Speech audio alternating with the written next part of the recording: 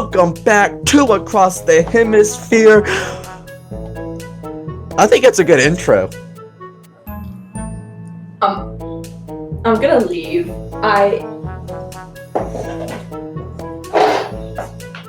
Welcome to Across the Hemisphere. We're two lifelong friends who share the love of magic, but we live 9,000 miles apart, which is quite tragic. I'm Colin Anja from Charlotte, North Carolina.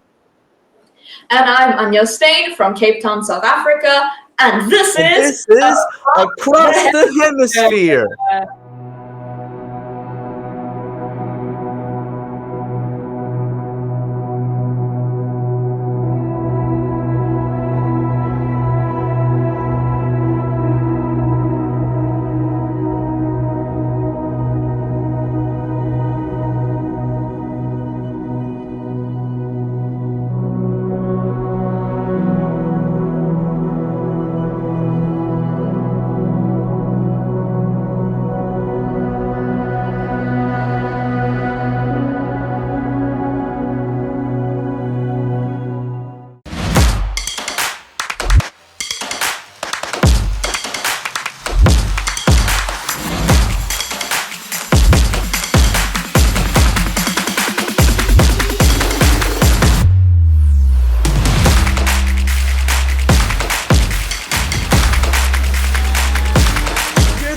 Here is Mario and Katie. How are y'all doing? We are so good, guys. It's so great to see you. Yeah, so we feel honored to be on this. This is so cool. Yes, we wanted to get you on. For those who don't know, Mario goes as the Mario the Maker Magician. He just opened his residency in off Broadway in New York City. How's that going for you? It's crazy. It's busy. It's exciting, and it's the best time of year to be in New York City. So that's so much fun. Yeah. So like I said, you are currently sold out off Broadway. Your residency showed the Soho district in New York City. I noticed early on via social media that you started a grassroots effort to assure every child who wanted to come to the show would be able to go through either a discount code or other Patreon, passing it on and donating tickets for those who may not have the means. How did this begin? Do you think other theaters or shows will join in this spirit of giving back based on your wonderful example? Yeah, I mean, this was something that honestly, everyone rallied to make this happen. We've always talked about this idea that every kid deserves a seat in the theater. We really believe that. And we've always tried to live up to that. And when we tour, that's why we also do a ton of school shows, because we realize that even if we can't reach every family in a theater, and maybe not every family has the means to get there, we will meet them where they are and go straight to their schools. So when we had this opportunity to do a New York City run, and this is my first time producing a run like this, we had a little more control over everything. And we're like, you know what? Let's put our money where our mouth is. We have donated seats ourselves, but then people also stepped up. And when we put that little phrase out that every kid deserves a seat at a theater, and if you need help, we will help you, so many people wrote to us and said, hey, I love that you said that. Is there a way that I can donate seats? So we never asked, and it just kind of all happened. And then once people started rolling in, we're like, you know what? I guess we need to set up a system to make this happen. And the theater and our amazing box office manager was on it. So we've now, I think, been able to seat like 150 people just because of sponsored seats from people on Facebook, Twitter, Instagram who saw that little message. So it's been amazing. Mm-hmm. Big shout out to Ro at the Soho Playhouse. She organized on her own time, spreadsheets and ways to connect people that have money to donate and families in need, and how we can bring them in together. And it's been really beautiful because there have been families that have come up to us and said, I'm here because someone donated a ticket, So, New York City is extremely expensive. I mean, it's expensive everywhere, but especially in New York. And then during the holiday season, it's such a beautiful thing for kids to have an opportunity to be in Manhattan and go see a magic show, go see the tree, and if we can be part of that journey, I mean, those are core memories. That's what people remember. That's really, really cool. Yeah. And I mean, it's worked out. I mean, I've seen photos sold out. Every show I think has been sold out, right? Well, we've been, Almost. you know, A lot of them. Yeah, I mean, we're every week it's been climbing, Yeah. and Yes. it's been. I mean, it's been better than we thought it could be. So we're really excited about yeah, it. I mean, it's a lot of work, you know, like Katie has worked extremely hard, especially the 2 weeks leading up to the first show. We've learned, you know, it's a lot. It's a lot of work. Like you know, there's a bunch, you know, like just learning about marketing and advertising and understanding which videos and which reels like people connect with the most to buy tickets. I mean, it's a big, we've done this in other areas, but the beautiful thing is that we're finally home. Like we're in New York for 2 months, and it was just fun to like rally everything that we've learned over the years and put it all into this residency. But yeah, another thing that's cool is like, you know, like Katie said, we go to schools because when I was a kid, like I was really lucky, you know, because I lived outside of the city. Like I had this crazy awesome music teacher named Mr. Casaro. He was like 4'8" Italian guy, like just really loud and crazy and like eccentric, you know. And so like I was Italian, he's Italian, we connected. And but anyway, I played trumpet in high school, and what he would do is 3 or 4 times a year he'd take all the musicians and bring them to Lincoln Center and watch the operas practice. It was Mr. Casaro, you know. He was the music director at the high school I went to, and he would 3 or 4 times a year, we would take a bus with only the kids that play music, and we would go to Lincoln Center and watch the operas practice during the day. You know, it was like insane. Like I didn't realize at the time how much that affected my subconscious, seeing the sets change and the colors and people on and off on stage, you know, like, and the house lights were on the whole time too. Like just being able to, you know, so any opportunity that a kid could be in a theater, I believe is a good opportunity, and it could change your life. And it's just something I feel like everyone needs to experience, you know, like especially kids. I've always stood by that. Nothing beats like being in a theater and watching a production, whether it's like a musical or a play or a magic show. There's nothing that just beats that energy. And you probably experienced that with especially doing Zoom shows. I mean, you mastered the whole magic Zoom show thing. Your Zoom show was always fantastic every time I watched it.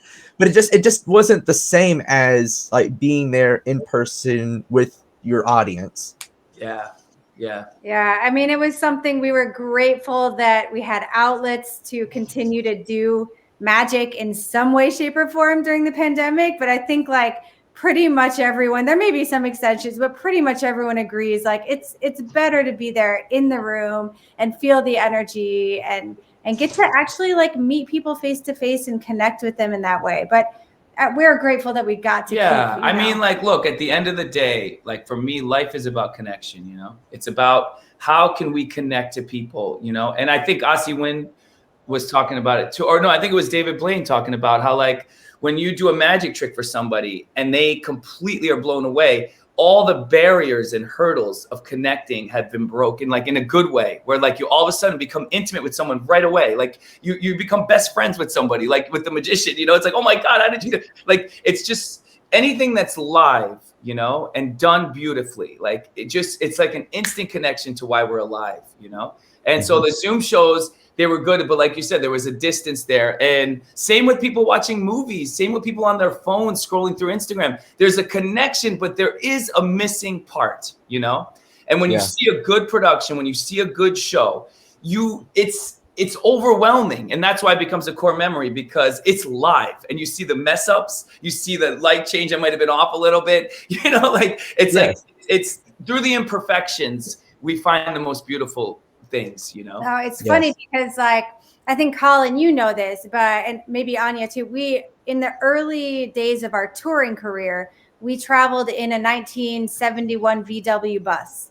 So there's no air conditioning, like windows are down on the highways. It breaks down every other day. Like, but those memories, like we felt every road that we were on, we smelled the air, like we really lived that tour. Like now we've got the air conditioned SUV. It's not quite the same. And although it's like more reliable and yes, like we needed to do it, like there will always be those memories of those early tours in the VW, like the hardship of it and just like forcing us to be there and sweat a little, it makes it so much more alive. And we'll always remember those as like, you know, and the kids were so little and they're going to have those memories forever too. And that's a great, you know, that's a great example of like what makes a great performance is like, how do we capitalize on all the human senses once someone's sitting in a room, like the environment, lighting, the jokes, the timing, the rhythm. You know, this run, what's taught me more than anything and made me realize that like, I don't feel like I have a magic show anymore. I feel like I have a dance, you know? And like, once I come out there, it's literally like a physical dance that like, once I'm in the rhythm of it, it's like, I can live in the moment. Chris Cox was talking about this with me too, with the illusionists. He was saying he knows his routines so well now that they're so embedded in the back of his brain that he can finally dance in the moment based on the people that come up on stage, you know, where he can live that freaking rhythm and then break those boundaries. Because what makes a great show? Think about it. What makes a great show is when the audience believes and knows that it feels like the most unique experience, that no one else can see it, no matter how many times that show is happening. That one was special because, you know, Yes. and that's all we're trying to do as performers is like, how do we get to that point instead of just showing like a clever trick or a clever routine or a great joke, but how do we get to that point where the audience member is like, oh my God, that was a great show because this happened, you know, and the more we can make these happy accidents become core parts of the show, you know. I mean, that's what makes a great comic too. It's like someone like burps or something happens and then they ride that joke for the next 20 minutes, you know. But anyway, you know, I think that's what Katie was trying to say too, right? It's just, you know, using all our senses, you know. Totally. Yeah. Is that the golden rule of this of this month's episode? The create a unique experience for your audience. Yeah. Yes. I like Use that. all your senses. I never like thought of that though, but I mean, you're right. I never thought that you needed to use all 5 of your senses to be able to build a great production. And then the environment too is what really builds. Like the pictures I've seen is they put you in the perfect theater. It's small, it's quaint, it's eclectic, it fits everything that Mario the Maker Magician is. So it's really, really cool. It's like they built the theater for you almost in a way. It's nice, it's intimate. But you know, that's why the past couple of years, like, you know, I have that giant inflatable water bottle that I squirt into the audience, you know, so now they're feeling stuff, you know, and now I'm getting a little crazy where like I'm dragging this inflatable onto people's heads, like, you know, like it's just to keep creating, like, how do we like make this experience, you know, like where we've done the routines, we haven't, but how do we elevate it so that we can bring it into the minds of the people watching, you know? And it's something I'm learning about, you know, we're all learning about. And also, I think it's really important, like when you're in a theater space, like, yes, you've got your like VIP front row people, but they shouldn't be the ones that have just automatically the best experience because of their proximity. So like something I really respect about what Mario does is he is off of the stage and down that aisle like so many times throughout the show. So every single row in that theater, and it doesn't matter the space, like we really try to adapt this to any space, no matter how big, like those kids are gonna get up close with Mario at some point, you know, so they really all feel like they're a part of it. And there's no like hierarchy of this seat is the best seat, they're gonna have the best experience. Like we are all in it together. Yeah, as long as the kids are like really loud and the adults are going like this, that means I'm having a good show. And we're doing a good job. I'm just joking. No, but it's true. Yeah, like I kind of like, you know, we push the adults in our shows. Like, you know what? You are here and it's awesome and you're going to have fun, but we're going to push you out of your comfort zone a little bit. Like you're either going to feel like a kid again, or you're going to resist and it's going to suck for you. So you might as well like relinquish to it and enjoy it because it's going to be loud and crazy. And that's because we honor the kids. Like this is all about the kids and the energy that they bring, you know, they are the most important element of the show. Yes, and you guys mentioned the road trips and the touring. Now, before and after COVID, how many days a year are you guys on the road and traveling from show to show? So right before COVID, it was like 70-ish% of the time. So we would go out on like 2 or 3 month tours, then come home for a couple of weeks, then out again. I think what's different now, and it's part of it is like learning about through the pandemic, but also because our kids are getting older, like we're really trying to give them a chance to be still.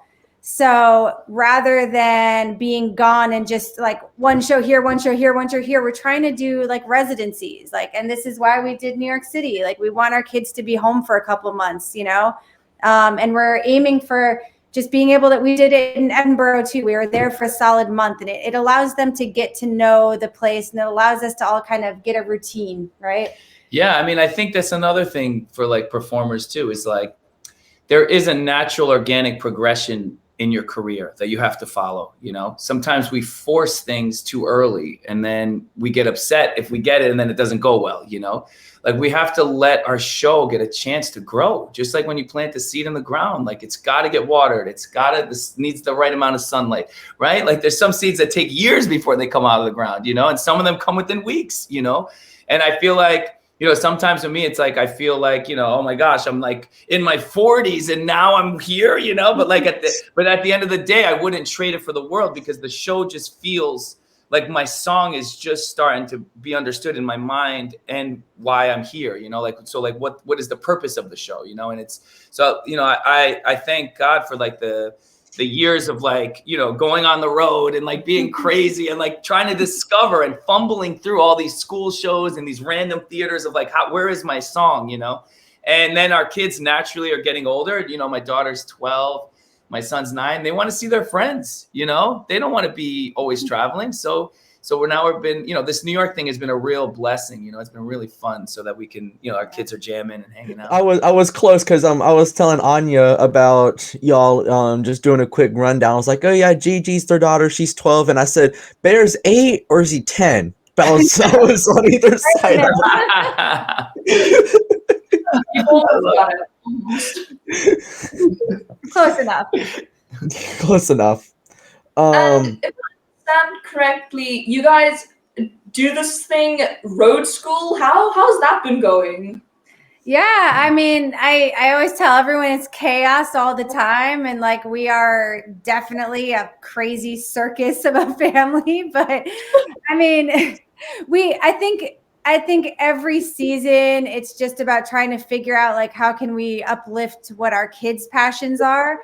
And that's the beauty of being able to road school or homeschool, is like we're not stuck in one way of learning. So yes, we have to do like the math, English, science, social studies basics, but we have so much more flexibility to explore what they really naturally are lured to. So like Gigi spends a lot of time creating. Like she is such a maker, just like her dad, like, but she has different things that she uses. So she crochets, she loves to use textiles, and she makes these amazing things. And I'm grateful that we have the time to allow her to do that. And Bear has been getting into like wire sculpture, and like Mario has been on this kick of teaching them a lot of art history and seeing where their inspiration goes. And it's just been like really cool to see their own personalities go in different directions than either of us even have ourselves, you know? So yeah. Have you guys, you know how it is, you guys are both performers. Don't you always get those people when they ask you, what do you do? And you're like, I'm a magician. They're like, oh, like, when are you going to get a real job? Or like, yes, when are you going to like, what is like the end goal? You know, like it's the same exact thing once kids happen in your life and you decide to road school and homeschool. Like, it's just like, oh, but what about their social skills? And what about, you know, like all these things. They have no idea that it's that you can't look, the traditional path to education is not the only way to get educated, you know? And, you know, one of my favorite artists is Alexander Calder. And the reason why I love him so much is because both his parents were artists too. And like, so what happened was he'd been 8, 9 years old. He had his own art studio, like in one room, you know? And like every time he had frustrations, he'd go in there, bend some wire and make toys, you know? Like, and it was very like, out of the ordinary, an eccentric kind of childhood, but like he ends up, you know, becoming a mechanical engineer and like changing the art world. Like we need freedom in our life as early as possible. And especially when it comes to play and creativity. I can't emphasize that enough. That's something I've learned over the years. The more opportunity we give kids to just play and be creative and let their, like even my daughter this morning, she woke up, she's like, Dad, I didn't know that you can crochet any image you want, like any image. And I was like, really? She's like, yeah, there's an app. You download an image, they do the crochet pattern for you and you buy it. And I was like, oh my God, that's amazing. So she's like, can you buy me this pug image of a pug dog, you know, in the sunset, like on the beach, like this? And I'm like, yeah. So now she's like learning these mathematical equations of how to crochet these lines, you know. So now we're learning about math. We're learning like motor skills. We're learning like all this stuff. Like her horizon has become greater now because she's just leveled up and realized that you can crochet anything, you know. Yeah. You and know? I think like, you know, we do get a lot of naysayers and people who will make little comments. Like someone said recently, like, don't you feel bad about like depriving your kid of like the school sports or going to prom?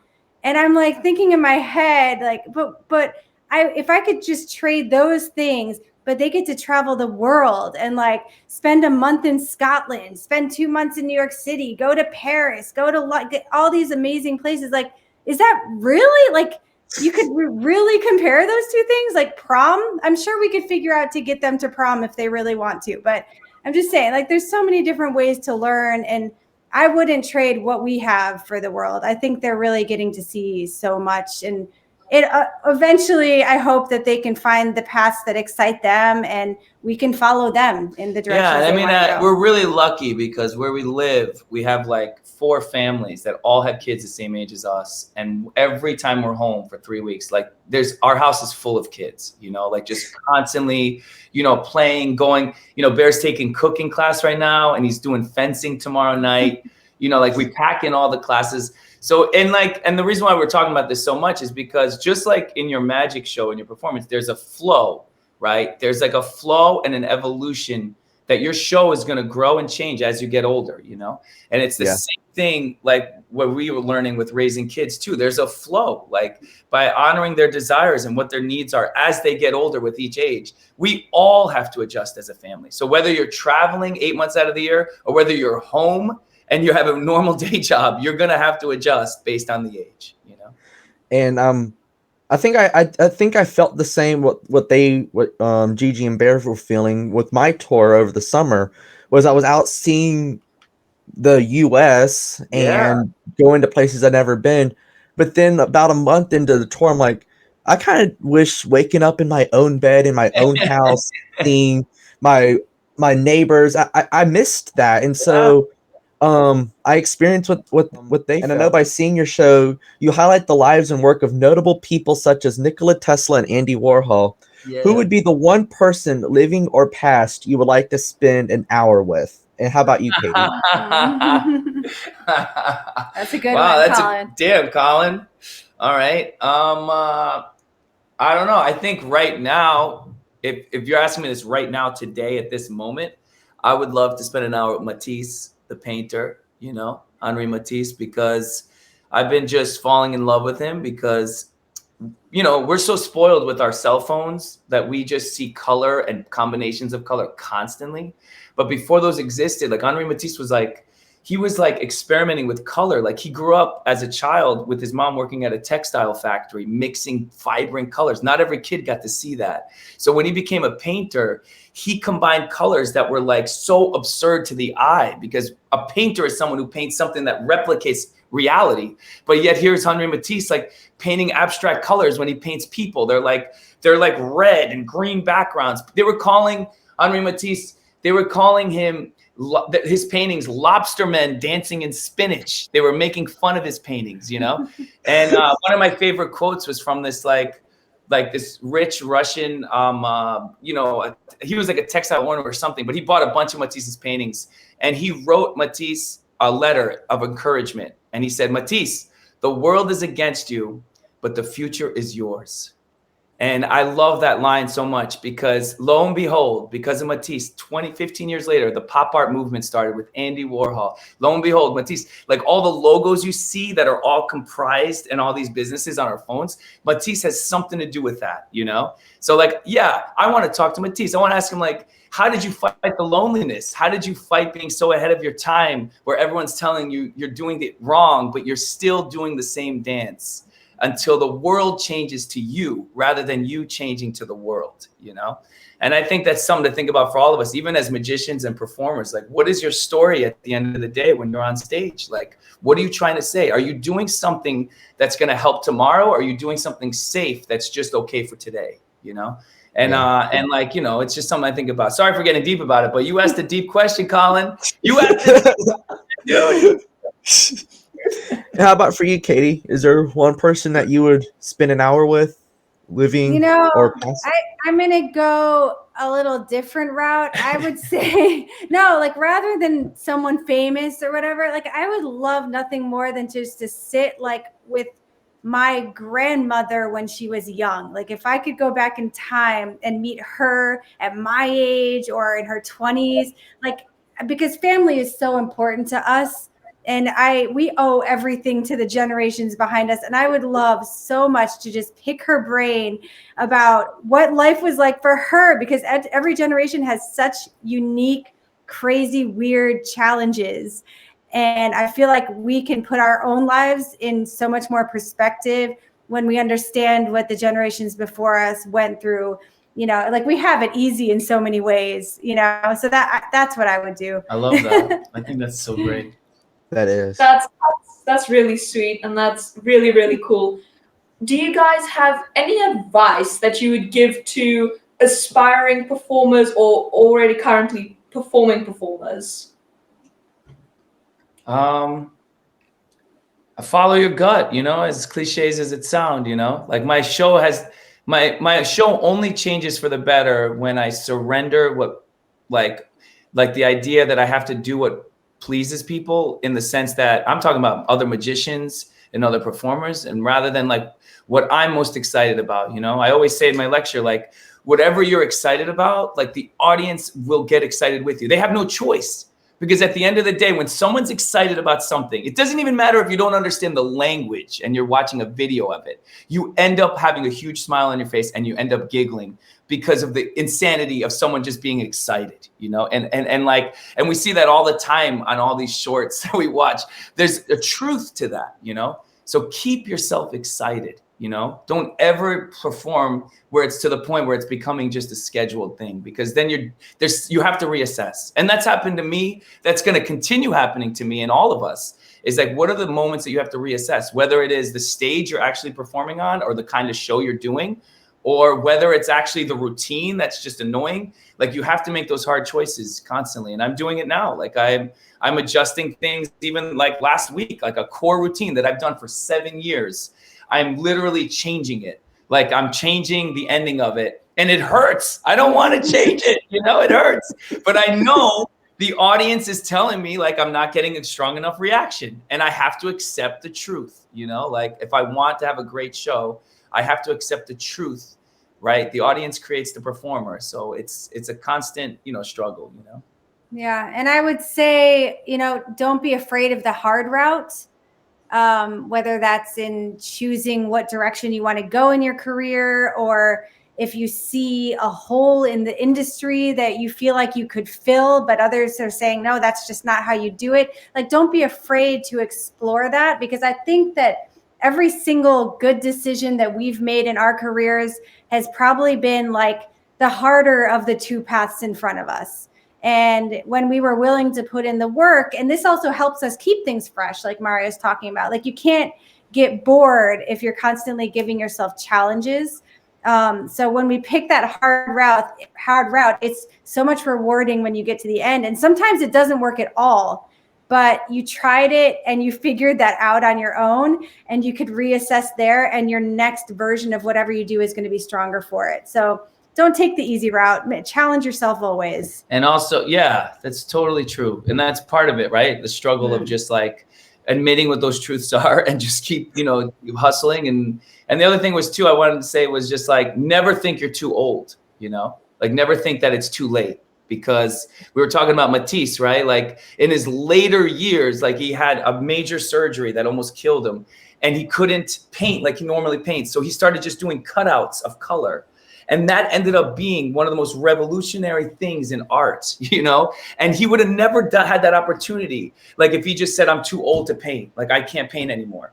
Like that was the birth of a whole new generation of art, you know? So it's the same thing with us. Like in Russia, they say a clown is born in their 50s. You know, I love that line, you know, because there's truth to that. Like, so don't ever think your show is like, well, it's too late, I'm too old. It's baloney. There's always a chance of rebirth, you know? That's some really good advice, and that's really inspirational. And I really hope everyone watching this also feels that, because that advice really changed how I look at things. Yeah. Awesome. What he just said, take away what he just said and apply it to yourself and just think on it, because that's a really nice saying what you said. The what was it? A clown is born in their 50s. Born in their 50s. A clown is born in their 50s. Yeah, wow. There's a whole thing, because sometimes people, you know me, Colin, you've seen my show. I'm crazy. Like it's so physical. Like I'm climbing on seats. It's like, and people always say to me, well, what's your show going to look like in 20 years? Are you going to be able to do that? You know?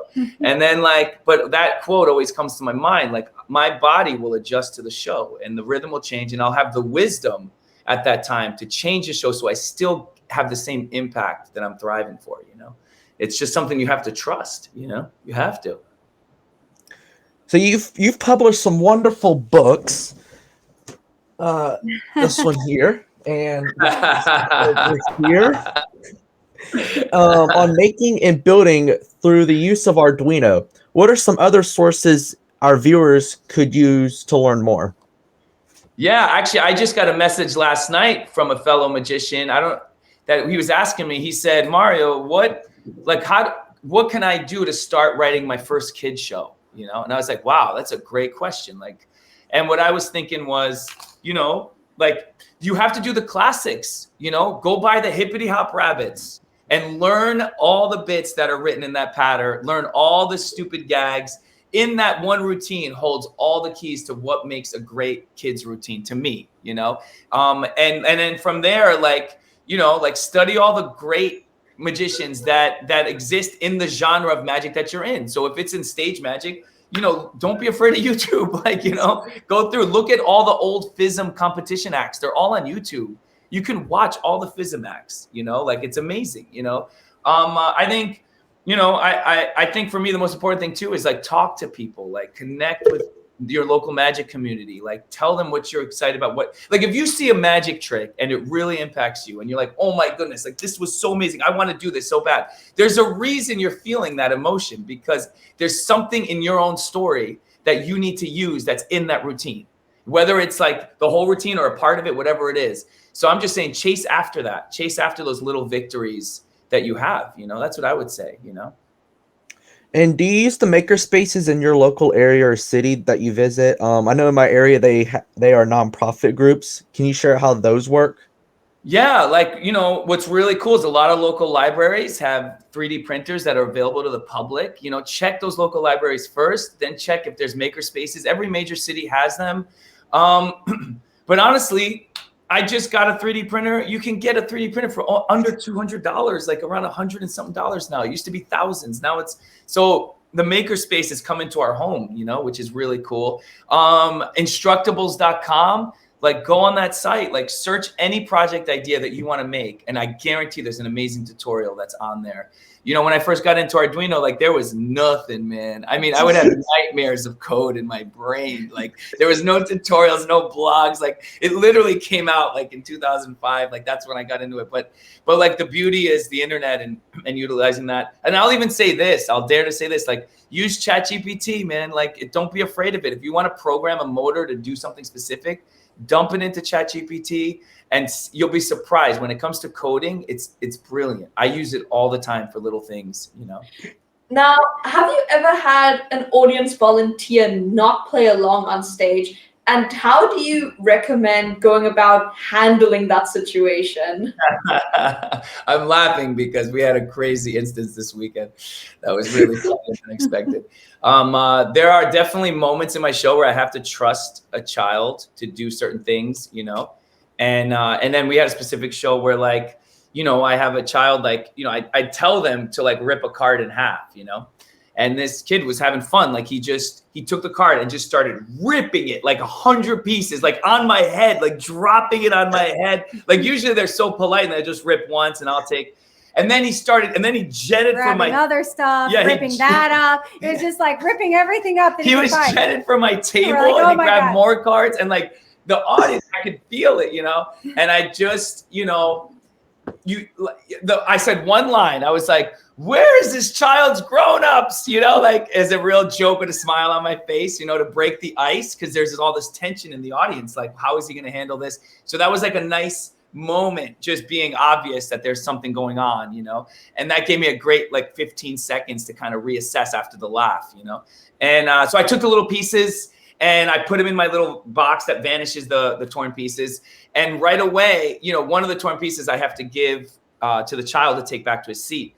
But instead I was like, give him a round of applause. And then I was like, where's your grown-up? The grown-up race. And I handed the grown-up, his mom, the piece. And I said, Mom, put this in your purse, keep it safe. And then I continued with the show. And at the end of the show, when we needed that piece, I asked the mother to come up on stage rather than the child, and I've never done that. I've never done that. But I think the most important thing, especially when it comes to kids, because trust me, every grown-up in the audience, when you perform, when there's a child on stage, you have layers of them waiting to see how you participate in every gesture and moment that you interact with a child, because it's super sacred to have a kid on stage, So, it's just, what I would say is never, ever lose your cool, because even if they ruin the routine, you're still the hero because you didn't react emotionally, So like, no matter what happens, the more that you laugh it off and just continue, the more that at the end of the show, you're going to have people patting you on the back and saying, wow, I don't know how you handled that, because the more the kid is acting up, the more compassion is towards the performer. Because they obviously see that you're the one that's, that is in the situation. Yeah. And right? I mean, one of my biggest pet peeves when watching other family performers, I cannot stand it when a performer scolds or disciplines a kid on stage or off stage. Like it's not your job. There's no place for it in the show. There are other ways and other tactics to either remove the kid from that situation or do it whatever, but in an entertaining and uplifting way. But it should never be your job to say, don't do that, stop doing that. That's not it's just not your place to do it. And so I think that you've got to get creative. And part of the reason why Mario's show is so fun is because of the spontaneity of kids. So like we're signing ourselves up for this challenge, and he's ready to face it on. And the kids will throw anything at you. They are like unpredictable little creatures, and that's why they're amazing. Like you got to embrace it. Yeah, totally. And also, you got to embrace it. And the other thing is no matter what the situation is on stage with the kid, always vocalize the positive side of the situation. Like always, So if they're ripping it on my head, instead of me saying, why are you doing this? Like, man, you are a performer like me. You're going to be a comedic genius, like everything has to be twisted in that angle every single time, because you're encouraging the kid, even if it's misbehavior. And maybe that'll encourage him to misbehave more. That's fine. But like, you know what? That's why I took the piece and I was like, where's your grown up? Let's put this, hold on to this, shift the attention. And once the attention is shifted off of the kid, there is a moment of transition from the child. It'll happen no matter how much the disruption is, and even if it gets to the point where it's like super crazy, you ride the wave with positivity. Like you have to. And it might be to the point where the show has to end because there's a table knocked over and all this stuff. That's fine. You grab your sponge balls, you pick another kid, you continue. I had another kid 2 weeks ago too, where right at the end of the show, he's like stomping on stage. He was upset because he didn't get picked, and like, that we have a whole treasure chest of gifts for kids that didn't get picked, that are crying or upset after the show. Sometimes that'll happen. So like we honor them extra special at the end of the show, because it's a big audience. Not every kid can get picked no matter what. And we know that in this kind of audience, that's what happens. If people that do adult shows, it's the same thing. Like, you have people drinking lots of alcohol. There's hecklers, there's all this stuff. You have to have systems to deal with these disruptions in a positive way. And I think in that situation, like when there's an adult heckler or an adult being disruptive in some way, it's like so much more awkward for anyone when the performer just tries to continue plowing through and ignoring it. It's like you have to engage and address it in some way that maintains the entertainment level of what you're doing. Like, and I'm telling you, she's right. Like, and flipping it to a compliment with every situation that they do and looking at the positive side, it doesn't matter you're not performing a magic trick. It doesn't matter. You are performing a magic trick because you're showing the audience what a good person is. And that is more powerful than magic to me sometimes, you know? So like, as they disrupt, you still flipping it positive. You know, I'm saying this not in a light way. Like, this is really something that we see a lot with performers, and like, and I try my best because I can lose my cool too. And I'm like, you know, I'm learning it too. I'm speaking to myself too, but it's a very great, that was a really great question, Anja. Thanks for asking that. Yeah. Well, that's really insightful answer. It definitely helped a lot. And next time, I especially have a kid that doesn't play along, I'm not gonna start panicking and all that. I'll try and find the grown up and just always shift it. Ride the wave. That's it. And then all of a sudden, I don't know, your prop will get broken. You'll message me, be like, Mario, why did you do this? I'm like, I don't know. No, it'll be fine. I mean, actually, I think this is kind of like the crux of a lot of what we do. And we do get a lot of people asking, especially because we work with kids, like, how do you maintain that level of control so it's not chaos? Because for anyone who's seen Mario's show, they know he like brings everyone up to a level of like almost losing everyone into this chaotic thing and then brings them right down. And that's also, it's show writing, like knowing how to organize your show so that you have those highs followed by something that's going to keep their attention and bring the energy level down. And he's very specific about how that flow happens throughout the show. And you can ride the wave in a certain way, but at some point it has to crest and then fall into another little valley. And it's important to pace your show in that way as well to kind of maintain that rhythm. And you guys know about this already. You're both performers. You know, like it only comes from performing, you know? Like it's just about taking notes after each show and making those changes, you know? Like the more that you perform to the same specific kind of audience, the better you get at it, you know? And that's where that comes from. And also, like at the beginning of my show, I'm really specific. I'm like, I need helpers to come up, but I need kind-hearted, respectful kids. Are there any good listeners? You know, like if you're sitting in your seat, if you're smiling, like I do a nice little playful introduction of what the rules are, kind of, you know, and that kind of helps maintain that rhythm, you know. And that's what I know for everyone who's seen Mario's show, and for me, is I would say half of your show happens in the audience, whether if it's you running through the audience like a chicken with its head cut off, acting crazy, or flying the drone over the audience with the little ribbon. Yeah. The show happens within the audience. And like what Katie said, is you bring it to a high and then you start lowering it down with inspirational messages of Andy Warhol and Mr. Lamp and the soup can. I love it. And so it's just, the show is balanced in a way that gets the audience involved. There's stuff for the kids, of course, with Mario being zany and crazy, and then there's stuff the adults would be able to take away with Andy Warhol, Mr. Lamp, all the inspirational stuff within the show. Yeah, totally. And isn't it fun? Isn't it fun, like discovering what your interests are and how you can adapt it into your show? You know, like I think that's my favorite part about magic in general is it's like a toolbox of paintbrushes and hammers and drills and like it's like learning how to use these tools to communicate what you've always wanted to say to the world, you know. And yeah, we have to spend that time to get good at using those tools, like understanding how to really hammer a nail like correctly, the right way. But once you get past that, you know, now all of a sudden you can become, you know, so that's what we're constantly doing, is just constantly reshaping and trying to make it with clarity, you know, what the message in the show is about. So I have to mention it, and I think it's all started because of this. Your creations are amazing, and especially Marcel. How did you first become interested in using Arduino to build robots for your magic?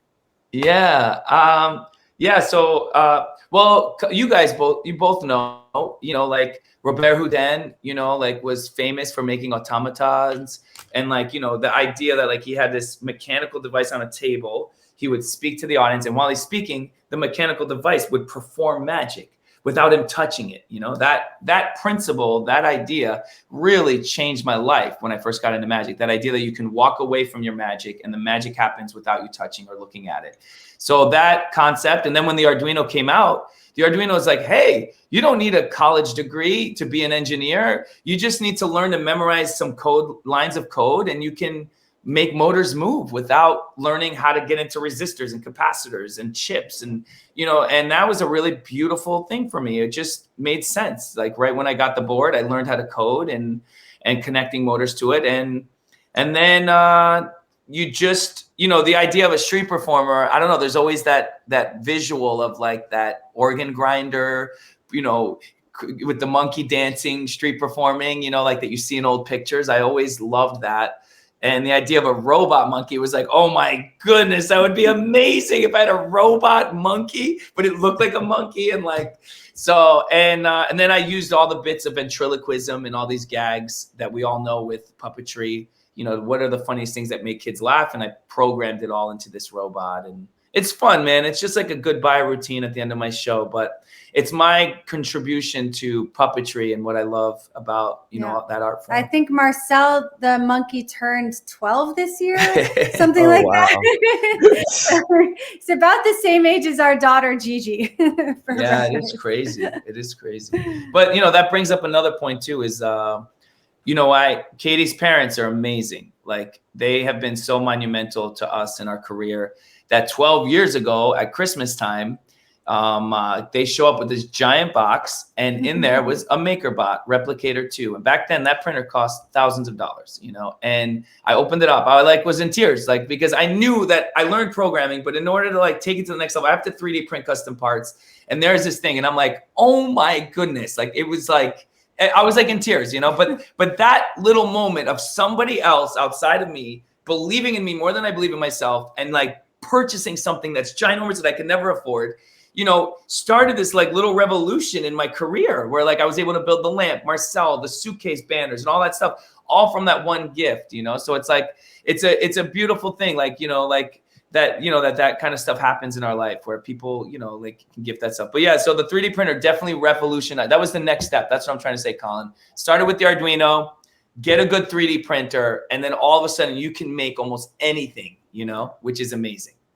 It is. And what would you say is your biggest highlight of your career? There's been some good ones. I mean, Sesame Street was probably kind of a major one. No, it says Sesame Street was Mario good. got to be on an episode of Sesame Street. And I remember when we got that email, I was like, oh, this is a joke. This is stupid. Someone's being funny. Because it was always kind of the pinnacle for someone who works in children's entertainment. So that was really awesome. I think meeting and working with David Blaine really changed my life, because we did so many private events in New York City, and all these people make promises to help you and do all this stuff. Speaking of helping, Katie's parents, they all make these promises, how many people deliver those promises? And then here's David, and he's like, you know what, man? He's like, come on, let's do some shows, and I was just flabbergasted. I got to perform for kids while he performed for adults at these private events, and just his kindness and his constant giving, is so rare. It's like off stage to have that kind of heart, and to be that big of a performer is just so rare to me, So, and him allowing me to perform and open his show on tour for 3 months, that's insane. He's like, just bring kids on stage and just do your thing, Mario. He's like, you're like Buster Keaton. He's like, you're Buster Keaton. Go do your thing, And then I got to fumble and just find myself in those shows is monstrous to us, because that's what opened up the doors for us to pitch to theaters too, where they would start taking us seriously, So I always think about David and that, And along with that question, what if it hasn't happened already? What is your bucket list show be? What would it be? My bucket list show? Has it happened, or is there still a place that is listed as a bucket list? You know, it would be really fun to do a season kids TV show where it was like Pee-wee's Playhouse mixed with punk rock, mixed with Mr. Rogers, like all my cardboard robots, like just have like a 13 episode season where I could just be free creatively and just like all my life lessons that I've learned with kids, like just punch it all in. That would be really fun. That kind of show. I think, you know, if we get number, if not, it's okay. But that, you know, like I think as far as shows, I think right now, you know, I think we're in it. It's really beautiful. You know, you got to take what we have and see the good. So right now is really fun. It's hard, but the New York City run has been really a big dream for me, you know, because like this is where I'm from, you know, so it's like to be able to do off Broadway, you know, where I'm from is really cool. For my parents, they've never seen my show, you know, so they came 2 weeks ago, you know, so it was really fun for all that stuff. But yeah, maybe TV show, Pee-wee's Playhouse mixed with like Mr. Roger would be really fun. If there's any TV producers watching, right. That's right. Let's do it. And outside of performing and traveling, are there any other hobbies that you guys have? I feel like it's like so all consuming what we do. No, I mean, I feel like Mario has 1.5 million hobbies that he does. It's an endless cycle of things that he'll get into, and then some of them end up in the show and some don't, and he'll move on to other things. For me, I feel like my biggest thing is just like exploring with the kids, you know, I kind of feel like I am following them now at this stage in my life, where up until like my 20s, 30s, it was still like me in the steering wheel and me deciding what I wanted to do. Now I feel like I'm kind of like sitting back and allowing them to guide me, because they're teaching me stuff, you know, that I never would have found interest in at all. So I'm riding that wave at the moment. Well, I mean, Katie's very humble, you know, but it's like she's producing a successful off-Broadway show in New York City. I mean, that's insane. Like, we don't have a producer that we're paying all this money to. We don't have all this team that we're paying to. Like, it's literally all this one amazing human being. Like, it's nuts. Oh my God. And every weekend we have 4 shows and we have 200 seats to fill. And she's selling out 2 of those 4 every weekend, like because of all the talent that she's put in the past 16 years. It's insane. You know, I mean, that's very sweet. But it's true. It's, you know, I think that's another lesson that we were talking about too. Like as much when you know, keep your team as small as possible, right? Like, I'd rather have 4 quarters than 100 pennies. You know what I mean? Like, keep it tight so that like the reward can be so much greater for you, few people, rather than that you're spreading all your wealth everywhere, you know? And we're I mean, we're like, I know it's like a cliche thing, but we're doing what we love, you know? So it's our work, yes, but it's also the thing that we most want to be doing. So in that way, it's like we're always able to be living the things that we would most like to be actually active doing. And it's not, you know, before I was with Mario, I was like in my early 20s and working like administrative jobs in the city and blah, blah, blah. And it was very much one of those things where I spend my daytime hours at a job and I come home and then I can do what I want to do. And now it's all mixed together, and I feel really lucky that this is our life and we can live it in this way, you know, and it's not segmented. And same with you guys, like you are following those paths, and it's the most amazing thing to be able to say that you do what you love for a living. Yeah. And then now we're throwing the ball back at you guys. What is your number one hobby outside of magic that you love doing? Anja, you start. Okay. That's a difficult one. It's hard, right? Well, I kind of just mainly do performing, like all kinds of performing, whether it be a little bit of acting here. I've been getting into flow art recently, if you guys know what that is, with koi and stuff. Yeah, I've been getting into that. I'd say that's my main hobby outside of magic, if you're counting like other styles of performing. That's awesome. That's awesome. But I mean, that's a testament to you finding the thing that you love most. Like, you don't need to seek that far outside of it to be happy. What about you, Colin? You have other like side projects you do? Yes. Yeah. So outside of magic, and I always like to say that magic falls into acting. I love acting, being in shows, because if you really think about it, a magician is just an actor playing the part of a magician. I mean, to me, if it goes hand in hand. But when I'm not acting and performing, and I did a lot of this after tour because it was like so much just like burnt out, wore out, always on the road, that I love script writing, and I sit behind my computer and I write, and I can write for hours. And out of that, I've written 3 full-length movie scripts. They're not good. They're not good, but it's soothing to me. It's relaxing, Yeah. and it's like the same way with like magic. People think it's weird when they find out that I'd rather sit and write scripts than play video games or go outside and roll around in the grass or whatever teenage kids do nowadays. um, and it's like, but why? I mean, it's something that I enjoy doing. Why would you try to like put somebody down because they enjoy doing it? And it goes like what you were saying. Yeah. Why put somebody down? Why not just see what they do? It's what they do. And like I said, when I got started in the magic, people thought it was like my parents forcing me to do it. No, it's something I picked up. It's something I learned. They're like, let him be a kid. Let him go to Yeah, public school. yeah, Well, he does go to school. Well, let him play sports or be in the band or something. And it's like, but if he was in those things, then I would be doing the same amount of traveling, if not more. It would be more expensive to buy the instrument, buy your uniform for sports. But it's just people come up with different hobbies, enjoy different things, Yeah. but yeah. So outside of magic, I write and That's I so enjoy doing cool, it. Really Colin. cool, I never Colin. knew that about you. That's And really cool. it's so funny, you know, how people in this world, for some reason, it's like they all want everyone to just be all the same. Yeah. It's Mhm. such an odd thing to me. It's like if you diverge outside of what's like typical, they're like, oh, well, that's probably not good.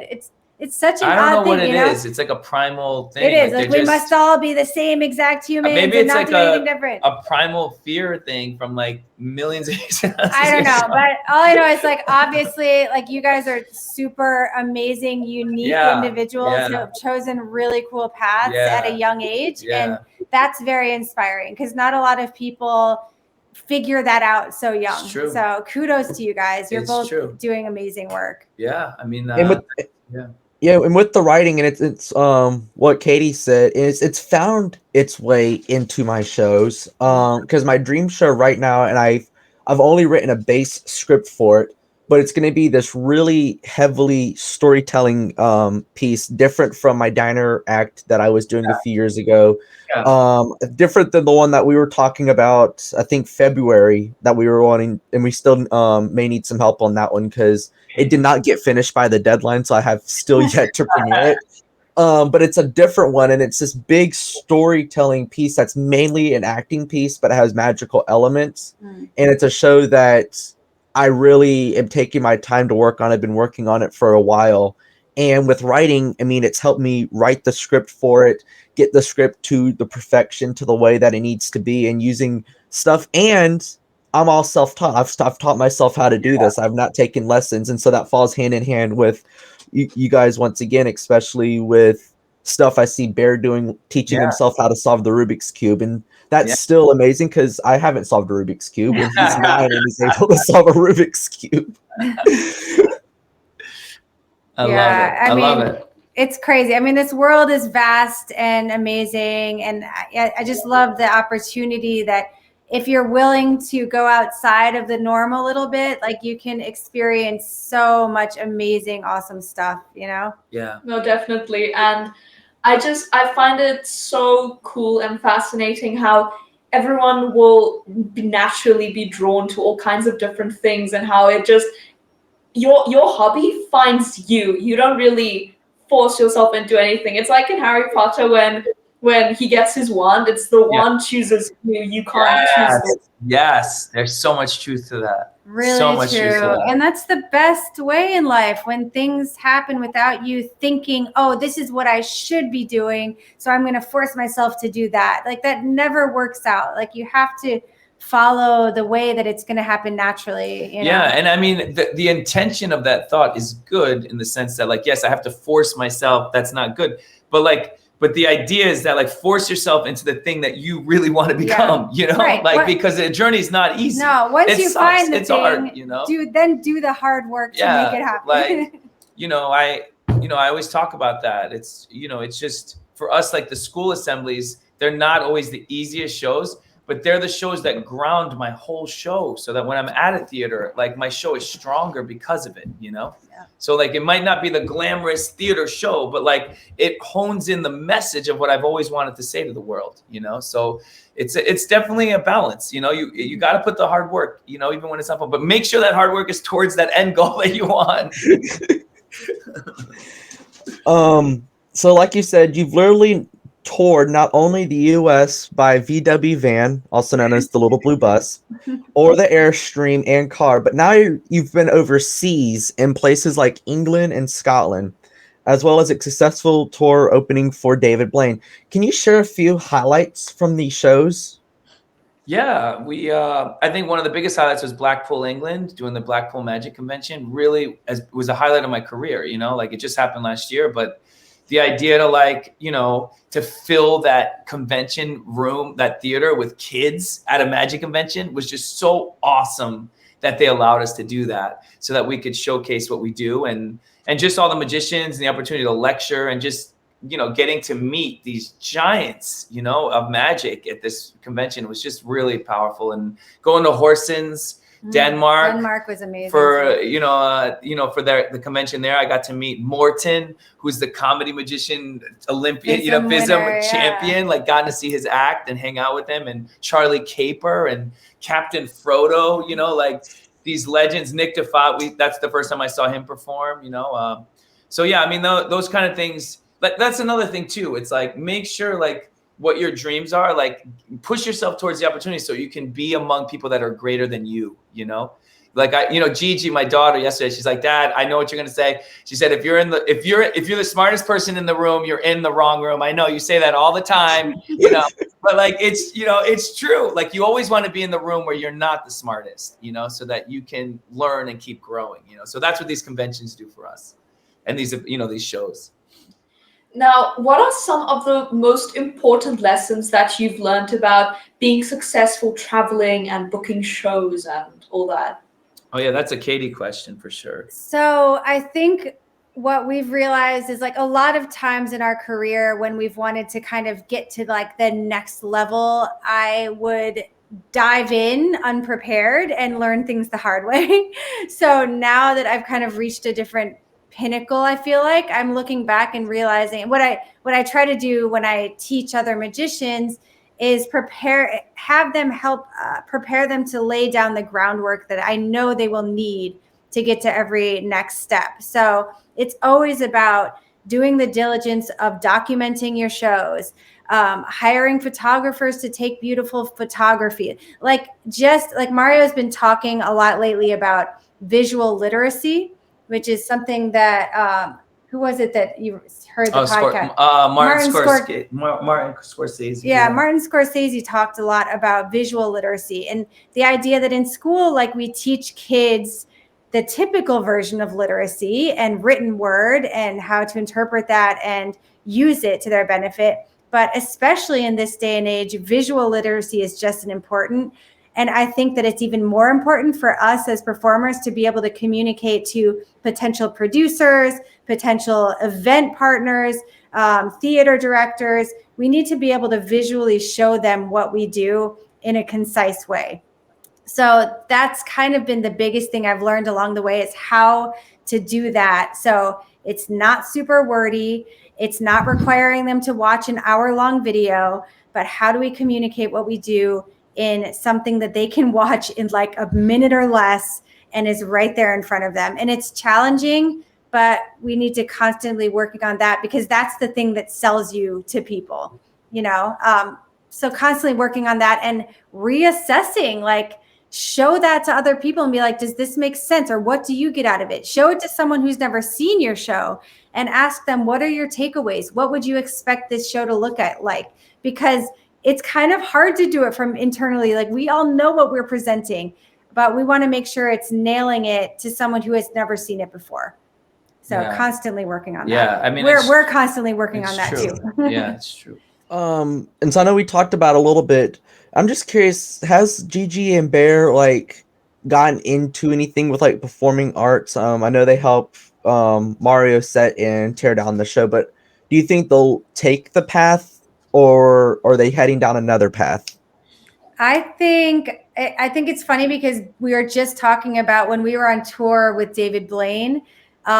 Bear was on stage with Mario for a few shows, and although he can be a super shy and quiet kid, he is such a ham on stage. So I would not be surprised if at some point he goes in that direction. But at the same time, we are not pushing them that way at all, because if they do end up in this world of live entertainment, I want it to be completely 100% from them. So Gigi is less interested at this point, but who knows? She's 12. That could always change. So we'll see what happens. Yeah, this has been really fun. I had so much fun talking to both of you. Thank you so much for letting us take an hour of your time to hop on and hang out. And yeah, this was a really strong second episode. Yeah. I'm not joking. This was a really strong second episode. You guys are amazing. Yeah, you guys are both awesome. Thank you so much for inviting us to be a part of this. We have great respect for both of you and all that you do. Without a doubt. Thank you. Thank you. Hope to see you all in person. Yes. I'm so glad that this type of stuff exists now, because Anya's in South Africa, and of course I'm here in Charlotte. Y'all are in New York. Crazy. So to be able to that we're able to join and have conversation and hang out is really cool. Yeah. Amazing. Amen. Yes. I love that. So awesome. So thank y'all so much for hopping on. This has been really fun. And hopefully to see y'all somewhere down the road. Yes, absolutely. Thank you. Thank you. See you. Thank you. And that was it. Did you enjoy that? That was so fun. To be able to get into the mind of someone really creative as Mario and Katie both are. I mean, that was very enlightening. It got very deep. It got very thought-provoking, very inspirational, and I think that's really fun to have something so different from the first episode. Yeah, I'm just honestly at a loss for words. Like, I want to go and write these words of wisdom down and just kind of sit with it for a bit, really let it sink in. And I really encourage everyone watching this to do the same and really take away what resonated and just go meditate on it and just try and apply it to your daily life, your performance style, or anything. And yeah, like you said, it got really deep and thought-provoking, and that's it's just so cool. Yeah, I'm just speechless. Yeah. So what was your favorite thing mentioned in this episode? Oh, you can't throw that on me. I can, because I just did. How about you start? You made me tell my hobby first, so you go first this time. I'm gonna have to say, and it's not a segment, but it is a saying that was said, and that is, a clown is born in their 50s. That to me enlightened a lot, because it's something that's like, it's bothered me now that I've gotten older, is, does the character of the little soda jerk in the diner routine, does it work at age 18 like it did at age 14 when I premiered the act? And I've tend to say it doesn't, but I haven't tried to do it now at age 18. I've kind of put it away. But now that I've got that in my mind, and knowing that the character will age with you, I need to give it a shot. I need to take it out of retirement, and I need to give it a shot and see, does it fit? Because I think I can make it work. I really can. Definitely. And okay, I'd say my favorite part definitely was when he was talking about like how like different people will like just go for different things. Him and Katie both mentioned this, and just saying about how you shouldn't be scared to put yourself out there, and you shouldn't, like, it doesn't matter if you're not typical, because at the end of the day, if it makes you happy and it's what you want to do, then it's the right thing. That's really something that stuck with me, because sometimes as performers, if there's other performers out there, whenever you tell someone, oh, I'm in entertainment, they're like, but is that really what you want to do? It's like, yes, it is. This is what makes me happy. That's true, because when people learn that I'm a magician or like acting, they laugh. So, what do you want to do for a living? Really? You're gonna ask me that question? So it's good to see that other people in this profession deal with the same stuff, and it's always the same joke. What do you want to be when you grow up? Oh, I want to be a magician. Well, I hoped you said physician. I mean, it's a joke that's been said all over by a lot of people. Even people that gets to the point where their parents says, "Okay, time to put your toys away, grow up." Well, I don't want to grow up. I enjoy doing what I'm doing. Yeah. So the few golden rules of this episode, well, what would you say? I'd say definitely one of them is don't let other people tell you what to do. Do, as cliche as it sounds, do what makes you happy. Do what you want to do. Yeah. I'd say that's definitely one of the golden Another one rules. is it's not your job to bosh the kids around in your show. Try to work it in the best that you can to kind of put out there, okay, there is an issue going on, but don't try to embarrass them. I think that to me was a really, really big takeaway as well. And Definitely, especially definitely. the clown saying about when you're getting older, will you be able to still put the same energy? That to me is the biggest one from today. Yes, I wholeheartedly agree. And let us know down in the comments what your guys' biggest takeaway and favorite moment is. We love hearing from you guys, and we love chatting to you down Yes. there. The Google form is still open in the description. So if there's someone who you would love to see featured on an episode of Across the Hemisphere, go down there to the Google form, fill it out, put who you want to, put as many people, as many entries as you want to, the more the merrier.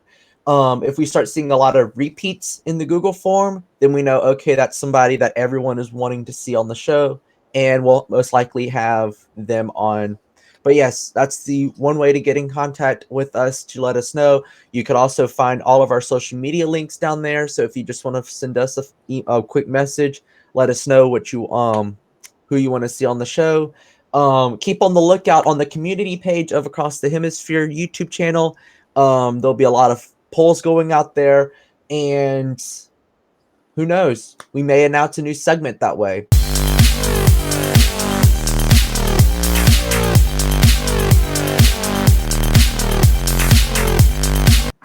This is just in.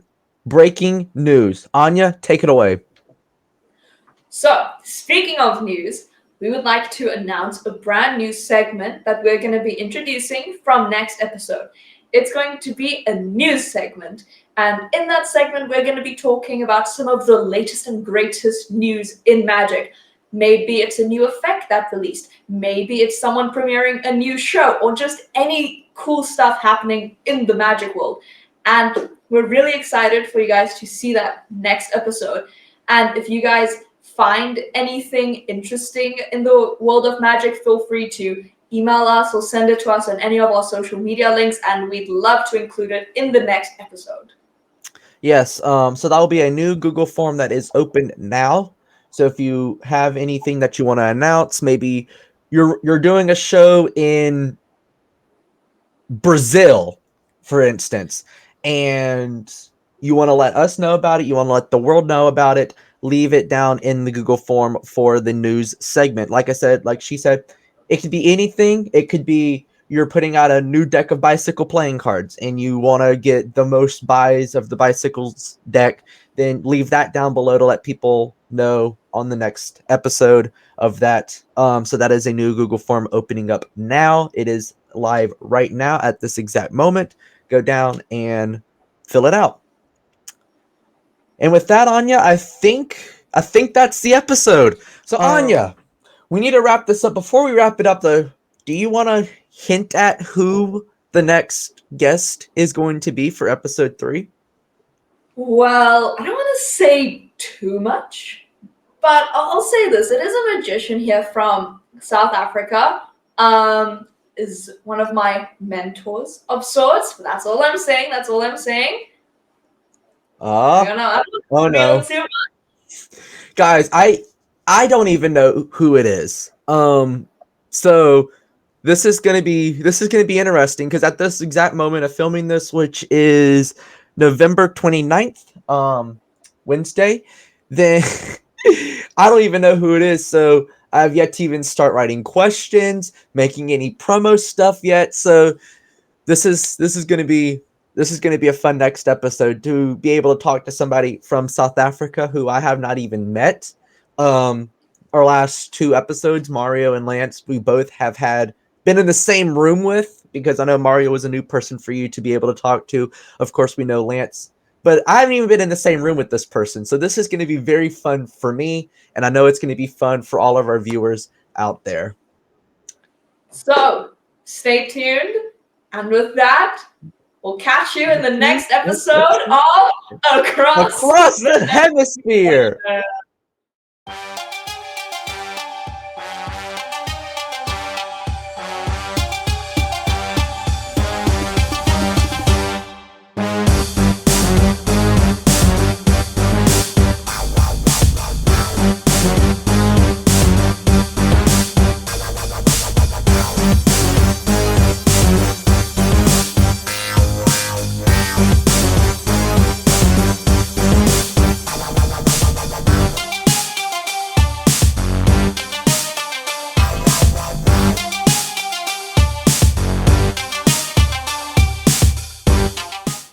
Well, thank y'all. The bloopers. Blooper.